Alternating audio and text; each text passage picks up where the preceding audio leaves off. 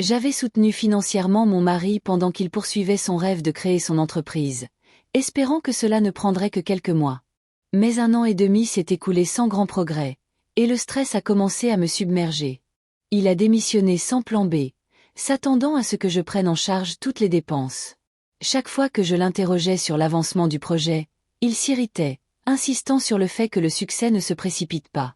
Lorsque sa sœur s'est fiancée, il a exigé que je lui fasse un chèque de 50 000 $ pour son mariage extravagant, promettant de me rembourser une fois son entreprise prospère. Mais l'idée de risquer une telle somme était insupportable.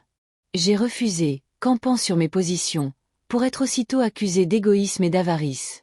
C'en était trop. Au lieu de me disputer, j'ai fait mes valises et je suis parti vivre chez mes parents. Depuis, lui, ses parents et sa sœur ont pris de mes nouvelles, s'excusant et me suppliant de revenir, mais je reste indécise. J'en ai parlé à mes parents, qui étaient partagés, et personnellement, j'étais tiraillée entre l'affection persistante que je lui portais et l'épuisement dû à 1 an et demi de tensions émotionnelles et financières.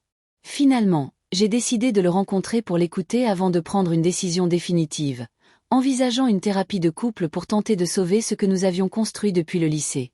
Notre premier dîner ensemble a révélé qu'il se sentait incompétent, fragile et accablé par ses échecs dans la création d'entreprise, ce qui expliquait son comportement sans pour autant l'excuser.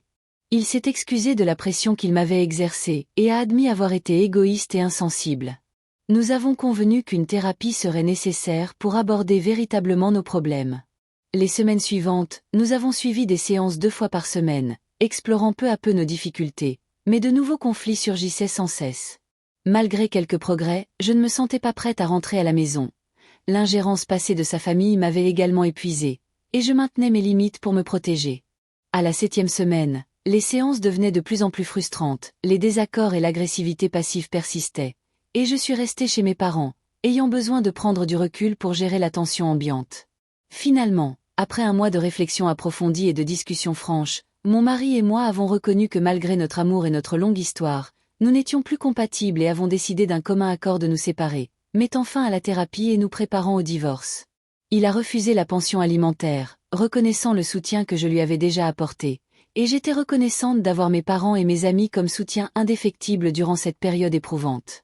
Quelques jours plus tard, le divorce était prononcé. Bien que difficile émotionnellement, nous nous sommes séparés à l'amiable, nous souhaitant le meilleur, et j'ai emménagé dans mon propre appartement près de mon travail, savourant mon indépendance tout en chérissant le soutien de ma famille et de mes amis, trouvant enfin un soulagement et l'espoir d'un avenir meilleur.